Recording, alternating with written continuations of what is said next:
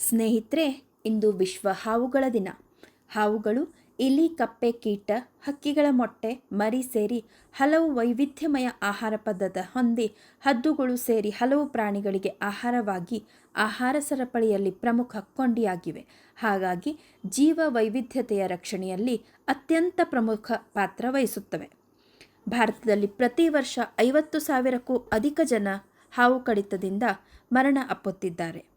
ಅದರಲ್ಲಿ ಸಾವಿರಾರು ಜನ ಶಾಶ್ವತ ಅಂಗವೈಕಲ್ಯಕ್ಕೆ ಗುರಿಯಾಗುತ್ತಿದ್ದಾರೆ. ಹಾಗಾಗಿ ಹಾವು ಕಡಿತವನ್ನು ಗಂಭೀರವಾಗಿ ಪರಿಗಣಿಸಿ ಹಾವು ಕಡಿತಕ್ಕೆ ತುತ್ತಾಗದಂತೆ ಎಚ್ಚರಿಕೆ ವಹಿಸುವ, ಹಾವು ಕಡಿತಕ್ಕೆ ಒಳಗಾದಾಗ ಆದಷ್ಟು ಶೀಘ್ರ ಹತ್ತಿರದ ಆಸ್ಪತ್ರೆಗೆ ತೆರಳಿ ಸೂಕ್ತ ಚಿಕಿತ್ಸೆ ಪಡೆಯುವ ಬಗ್ಗೆ ಎಲ್ಲರೂ ಜಾಗೃತಿ ವಹಿಸಬೇಕು. ಹಾವುಗಳ ಬಗ್ಗೆ ಒಂದಿಷ್ಟು ಮಾಹಿತಿಯನ್ನು ತಿಳಿದುಕೊಳ್ಳೋಣ ಬನ್ನಿ.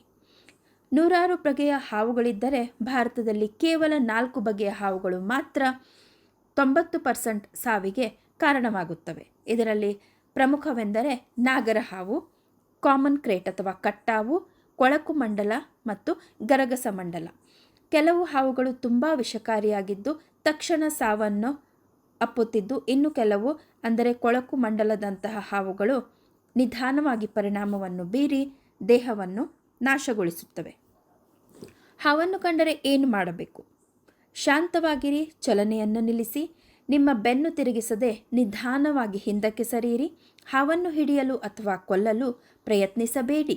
ಸ್ಥಳೀಯ ವನ್ಯಜೀವಿ ಅಥವಾ ಹಾವು ಸಂರಕ್ಷಣಾ ತಂಡವನ್ನು ಸಂಪರ್ಕಿಸಿ, ಏಕೆಂದರೆ ಅವರಿಗೆ ಅದರ ಒಂದು ಟ್ರೈನಿಂಗನ್ನು ಕೊಟ್ಟಿರ್ತಾರೆ. ಅದನ್ನು ಅವರು ಹಿಡಿದುಕೊಂಡು ಯಾವುದೇ ಒಂದು ಕಾಡು ಪ್ರದೇಶದಲ್ಲಿ ಒಯ್ದು ಬಿಡ್ತಾರೆ.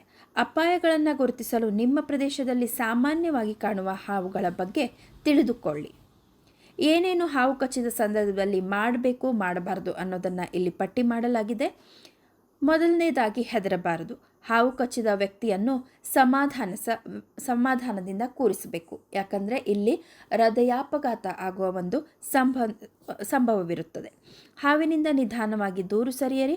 ಹಾವು ಕಚ್ಚಿದ ದೇಹದ ಭಾಗವನ್ನು ಏನೂ ಮಾಡದಿರಿ. ಹಾವು ಕಚ್ಚಿದ ದೇಹದ ಭಾಗದಲ್ಲಿರುವ ಪಾದರಕ್ಷೆ, ಕಾಲುಂಗುರ, ಬೆಲ್ಟ್, ಆಭರಣ, ವಾಚ್, ಬಿಗಿಯಾದ ಬಟ್ಟೆಯನ್ನು ಕಳಚಿ ಹಾಕಿ ಹಾವು ಕಡಿತಕ್ಕೆ ಒಳಗಾದ ವ್ಯಕ್ತಿಯನ್ನು ಎಡಭಾಗಕ್ಕೆ ಮಲಗಿಸಿ ಕಚ್ಚಿದ ಭಾಗವನ್ನು ಅಲುಗಾಡದಂತೆ ನೋಡಿಕೊಳ್ಳಿ. ತಕ್ಷಣವೇ ನೇರವಾಗಿ ಸಮೀಪದ ಆರೋಗ್ಯ ಇಲಾಖೆಗೆ ಅಥವಾ ಆರೋಗ್ಯ ಸ್ಥಳಕ್ಕೆ ಕರೆದುಕೊಂಡು ಹೋಗಿ.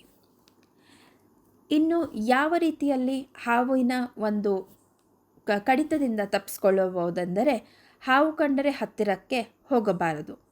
ಬೆಳೆಯಿರುವ ಜಮೀನು, ಗುತ್ತಿ ಅಥವಾ ಕಣ್ಣಿಗೆ ನೇರವಾಗಿ ಕಾಣದಿರುವ ಯಾವುದೇ ಜಾಗಗಳಲ್ಲಿ ಕೈ ಕಾಲು ಹಾಕುವಾಗ ಮೊದಲು ಒಂದು ಕೋಲಿನಿಂದ ತಡಕುವುದು. ಅಂತಹ ಕಡೆ ಹೋಗುವಾಗ ಶೂ, ಮುಖ್ಯವಾಗಿ ಗಂಬೂಟ್ ಹಾಕಿ ಹೋಗಿಕೊಳ್ಳುವುದು. ಈ ಒಂದು ಸಂದೇಶ ನಮ್ಮ ರೈತ ಬಾಂಧವರಿಗಿದೆ.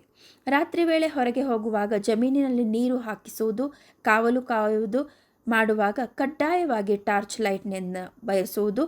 ಶೂ ಬಳಸುವುದು. ನೆಲದ ಮೇಲೆ ಮಲಗದೆ ಮಂಚ ಅಥವಾ ಅಟ್ಟಗಳನ್ನು ಬಳಸುವುದು. ನೆಲದ ಮೇಲೆ ಮಲಗಿದರೆ ಸೊಳ್ಳೆ ಪರದೆಯನ್ನು ಹಾಕಬೇಕು. ಮನೆಯ ಸುತ್ತಮುತ್ತ ಇಲಿ, ಹೆಗ್ಗಣಗಳಂತೆ ದಂಶಕ ಪ್ರಾಣಿಗಳಿಲ್ಲದಂತೆ ನೋಡಿಕೊಳ್ಳುವುದು. ದಂಶಕಗಳು ಹಾವುಗಳ ನೆಚ್ಚಿನ ಆಹಾರವಾಗಿದ್ದು ಅವು ಹಾವುಗಳನ್ನು ಆಕರ್ಷಿಸುತ್ತವೆ. ಮನೆಯ ಹತ್ತಿರ ಜಮೀನುಗಳಲ್ಲಿ ದಿನ ಓಡಾಡುವ ತಾಣಗಳಲ್ಲಿ ಎತ್ತರದ ಹುಲ್ಲು ಹಾಗೂ ಒಣ ಎಲೆಗಳಿಂದ ಮುಕ್ತವಾಗಿರುವಂತೆ, ಹತ್ತಿರದಲ್ಲಿ ಬಿಲ, ಕಲ್ಲುಗಳ ಸಂದಿಗಳು ಇಲ್ಲದಂತೆ ನೋಡಿಕೊಳ್ಳಬೇಕು. ಇನ್ನು ಹಾವು ಕಡಿತಕ್ಕೆ ಏನು ಪ್ರಥಮ ಚಿಕಿತ್ಸೆ ಇದೆ ಅನ್ನೋದನ್ನು ನೋಡೋಣ. ಮೊದಲು ಗಾಬರಿಯಾಗದೇ ಇರುವುದು, ಶಾಂತಚಿತ್ತವಾಗಿರುವುದು. ಆಕಸ್ಮಿಕವಾಗಿ ಹಾವು ಕಚ್ಚಿದಾಗ ಹಾವಿನಿಂದ ದೂರ ಸರಿಯಬೇಕು. ಹೀಗೆ ದೂರ ಸರಿಯದಿದ್ದಲ್ಲಿ ಹಾವು ಮತ್ತೆ ಕಚ್ಚುವ ಸಾಧ್ಯತೆ ಇರುತ್ತದೆ. ಪ್ರಥಮ ಚಿಕಿತ್ಸೆ: ಆಸ್ಪತ್ರೆಗೆ ಕರೆದುಕೊಂಡು ಹೋಗಲು ಯಾರನ್ನಾದರೂ ಸಹಾಯ ಕೇಳುವುದು. ಸಂತ್ರಸ್ತ ವ್ಯಕ್ತಿ ಹೆಚ್ಚು ದೈಹಿಕ ಚಟುವಟಿಕೆ ಮಾಡದೇ ಇರುವುದು. ತಕ್ಷಣ ವಾಹನ ಕರೆಸಿ ಸುರಕ್ಷಿತವಾಗಿ ಹತ್ತಿರದ ಆಸ್ಪತ್ರೆಗೆ ತೆರಳಿ ಚಿಕಿತ್ಸೆ ಪಡೆಯಬೇಕು.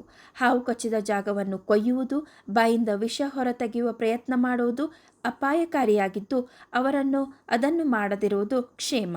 ಅವಕಾಶ ಇದ್ದರೆ ಶುದ್ಧ ನೀರಲ್ಲಿ ಗಾಯ ತೊಳೆಯುವುದು. ಗಾಯದ ಮೇಲೆ ಬ್ಯಾಂಡೇಜ್ ಪಟ್ಟಿಯಲ್ಲಿ ಹೆಚ್ಚು ಬಲ ಬೀಳದ ಹಾಗೆ ಕಟ್ಟಬೇಕು. ಹಾವು ಕಡಿತಕ್ಕೆ ಆ್ಯಂಟಿವೆನಮ್ ಒಂದೇ ಅತ್ಯಂತ ಪರಿಣಾಮಕಾರಿ ಚಿಕಿತ್ಸೆ. ಹಾವು ಕಚ್ಚಿದ ಸಂತ್ರಸ್ತರನ್ನು ಎಷ್ಟು ಬೇಗ ಆಸ್ಪತ್ರೆಗೆ ಕರೆದೊಯ್ಯುತ್ತೇವೆಯೋ ಅಷ್ಟು ಬೇಗ ಪರಿಣಾಮಕಾರಿಯಾಗಿ ಚಿಕಿತ್ಸೆ ನೀಡಬಹುದು. ಹಾಗಾಗಿ ಸಮಯ ವ್ಯರ್ಥ ಮಾಡದೆ ಆಸ್ಪತ್ರೆಗೆ ತೆರಳುವುದು ಉತ್ತಮ. ಧನ್ಯವಾದಗಳು. ಹಾವಿನಿಂದ ದೂರವಿರಿ, ಹಾವಿನಿಂದ ರಕ್ಷಣೆಯನ್ನು ಪಡೆಯಿರಿ, ಹಾವನ್ನು ಯಾವಾಗಲೂ ಸಾಯಿಸದೇ ಇರಿ. ಧನ್ಯವಾದಗಳು.